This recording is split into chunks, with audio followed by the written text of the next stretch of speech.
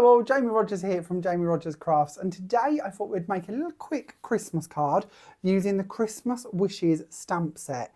Now this set comprises many different elements, but today we're going to be focusing in on our lovely Rodney the Snowman and our sentiment set. Now this beautiful corner we're going to be using also comes in with Rodney, so a great value for money set of stamps. So let's jump on in and have a little go at creating this project. So starting off by selecting the stamps that we need to be using from our Christmas Wishes stamp set. We're going to work with Rodney the Snowman. Now, as I mentioned, this one comes with this lovely corner. We've also got Snowflake Wishes, Let It Snow, and 3 single snowflakes on this set to help you build up a bigger area around Rodney if you wish to. We'll also be using our lovely sentiment set. Now this is the Christmas sentiment set, and on here we've got Merry Christmas, Happy Christmas, Season's Greetings, Christmas Wishes, wishing you a Merry Christmas and a Happy New Year with the love this Christmas, thinking of you this festive season, and then a couple more verses here, wishing you all the joy in the world this festive season and sending warmth and wishes your way this Christmas. So an awful lot of those to choose from, but we'll be picking one of those ones. Now all of these we will pop aside for a future demo, and I promise you to keep an eye out on the YouTube channel where we will be bringing you more demos with this collection shortly. So let's go on to actually stamping our lovely Rodney. So I've already gone ahead and placed him onto my plate here already. I'm going to be using a stamp press for this because I find it nice and easy to work with, but of course you could mount Rodney onto a block if you prefer. So I'm going to bring in some of our Polar White card. Now this is our Elite cardstock. So it's a lovely 300 GSM. It takes stamping brilliantly. We can die cut it, we can emboss it. It's one of them really sort of all-round cardstocks. Also, of course, at 300 GSM, great for construction. We're then going to bring in my quick dry pigment ink pads. Now this one we're going to use to begin with is Black Panther. So we've got this lovely jet black coloured ink. These are pigment inks, which means we can heat emboss them, but they're also alcohol ink friendly, so we can colour it with our markers. They're also waterproof, so if you're more into watercolours and painting, you can do that with them as well. They're also acid free, so if you wish to be using these in your albums, that's absolutely fine to do so as well. So we'll give that a nice firm push down just to make sure that's nice and in place. And as we can see, Rodney has transferred straight over and give us this lovely coloured in snowman ready for us to bring more to if we wish to. So we'll just do a little simple colouring here. Now, as I said, we can use these with alcohol markers, so it's nice for us to see this. So in a slight variation to the card, let's have a play with some of these and bring Rodney to life.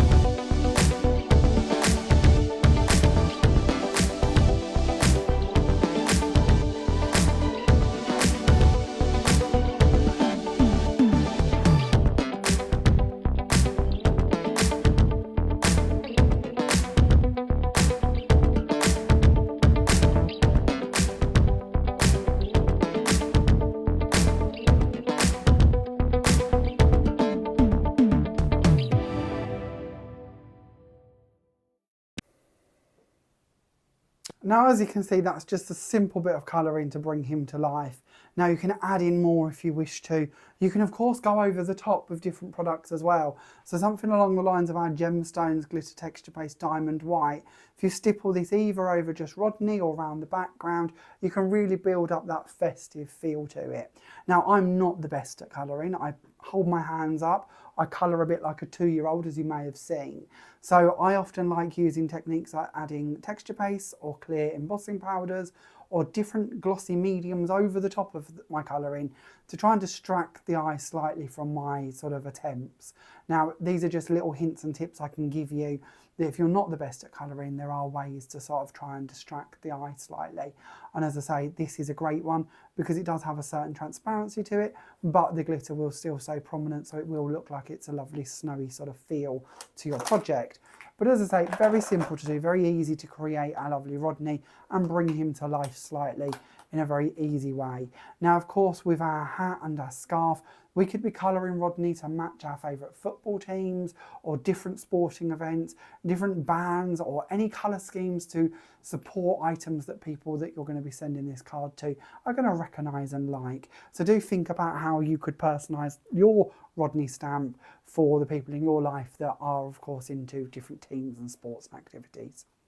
So then let's take Rodney out of the way for the second and bring in our lovely snowflake stamp. Now there are 3 corner stamps throughout this set. There is a holly, a poinsettia and a snowflake throughout the whole Christmas Wishes collection. Now with this set, I have to say I feel that the snowflake corner that comes with Rodney is potentially my favourite. I absolutely love this one. It's such a beautiful corner and it has so many uses. So we're going to take this one and we're going to stamp it all the way around the panels, which are going to go around Rodney and on the inside of our card. So we'll do the one for the insert at this stage and we'll bring in our stamp. We're going to again hold it down with a magnet. And of course, once again, it doesn't have to be a stamp press. We could load this onto a block if we prefer. But for me, I do like a stamp press.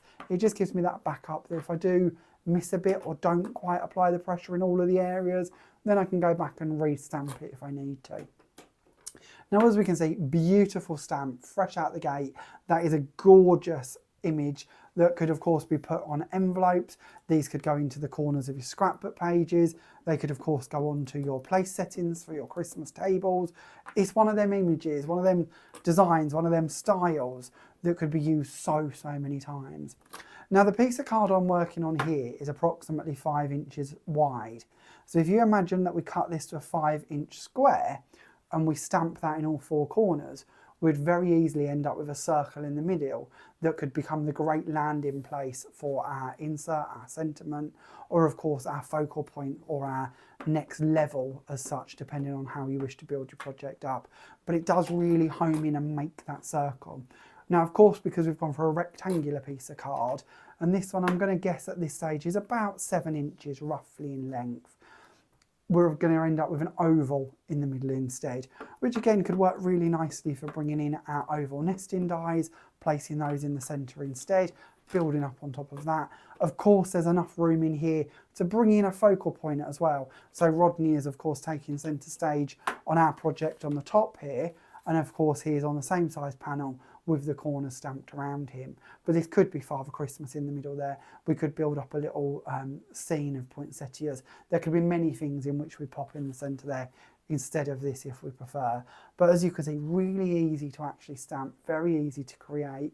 And then from here, and we won't do much of this, but we use the same colours on our Rodney that we've just been colouring. So we could bring these in and add in little details onto each corner so that that all matches, and I've done that with the finished one as well.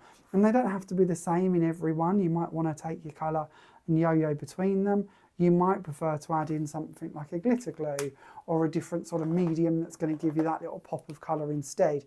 And there are nice big areas at the top of this one for this sort of pendant oval piece that looks a little bit like a Christmas light that you can add in colour to as well. Or you might wish to sort of trace round the lines that are running around there, or the flourishes. So there's many ways in which you could dress that up even further if you wish to. But for speed, I'll show you one that I've already done. So here's one which I've already coloured in, just in the same matching colours as what Rodney will be when we get on to layering up this project. So now we've done our focal stamping, let's bring back in the card so we can see where we're going to be going with this one. So we're creating an easel card. Now the trick here with an easel is that the top and the bottom should match in its origin, and then we're adding to it. So I've taken a piece of card here and I've scored the top level in half. Now let's give you a couple of measurements on this in case you wish to recreate exactly the same as mine. So my one here is 6 inches wide, and I believe it's 8 inches long if I remember rightly. Yeah, approximately 8 inches.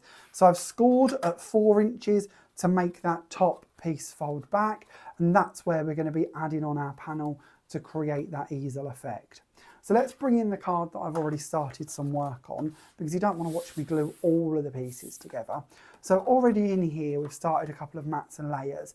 So we've of course got our polar white card that we've been working with. We're then bringing in the seashell blue, another layer of polar white, and then we're working on this one, which is our rose petal pink.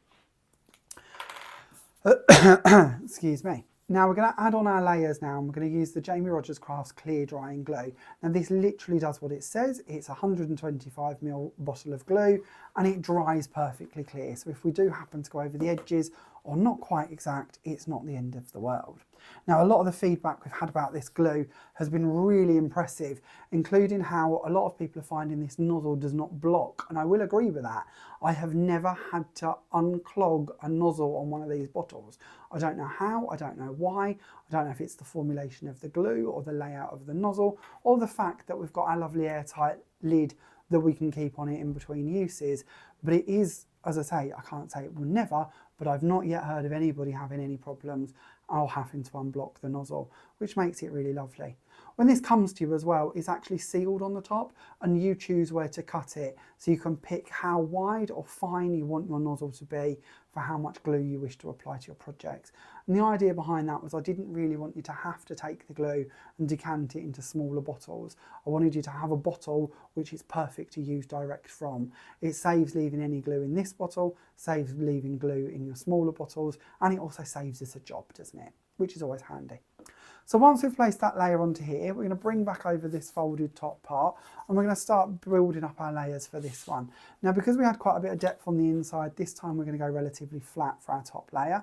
So we're going to go on here with our, again, rose petal pink, which we're adding on top of our polar white, which is of course already nested on top of our lovely seashell blue. We're then going to bring this in, and we're going to do a bit of glue in both areas because we know that we want to add this panel to the top. So we're going to go up here. We know we've got about a 1/2 inch gap to it, and we know that this panel is going to come down all of that way. So we can go all the way onto that area knowing that we haven't protruded outside the edges, but also we might want to make sure that we've got a close bond towards the top of the panel. So on this side, we're going to go around the top here. We know that we've put quite a bit of glue in this area already on that tab, so that should be more than fine. Now again with this glue, you're going to find that it does, and this is a bit weird, it grabs quite quickly, and if we leave that there, we know it's going to stay in place. But equally, you've got quite a bit of open time to actually move that around. So if you put it in place and you're not happy with it, you will be able to wiggle it and move it to where you want it to be for a good sort of 10 seconds-ish, I would guess. So wiggle room, but quick bonding. So sort of the best of both worlds. Now here we've got Rodney. I've already coloured this one in at a previous time, and I've added in the corners and I've coloured those in as well. I've added some of my 2mm foam tape to the reverse of the panel so we can take that off and add him onto our card. Then moving back into the middle of this project, we need our stopper element, don't we? So again, I've gone ahead for speed and I've got my panel layered up already. Now this one I've made out of the same seashell blue card and rose petal pink card, and we're going to bring that in and place it approximately in the middle of the actual area. We're then going to add on our sentiment. Now again, I've gone ahead for speed and already stamped this. So we've got wishing you all the, I never get to read them right. Let's try this again. Wishing you all the joy in the world this festive season. I really like the mix of fonts with this one. I find it quite playful, and I find the playfulness fits in quite nicely with our lovely Rodney, which of course is quite a fun, cheeky image. So I like that sort of mix of modern and fresh fonts that's in this one. And there we have it. We have completed a lovely easel card, just like the original. We have that easel effect. We have that ability to bring them in, layer them down and post them out without having too much depth. But your recipient has then of course got the ability to build it up to make it that show-stopping card that you've already gone ahead and created. So I hope that's given you a few ideas on how you can be working with the Festive Wishes collection of stamps, and of course a couple of the other bits that we've brought into today's video. All of these items are available from our stockists.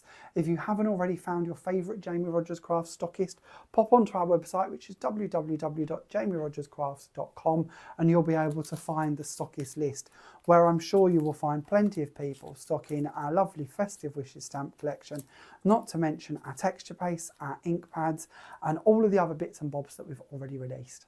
Thank you very much for watching today. I look forward to seeing you all again soon. Bye for now.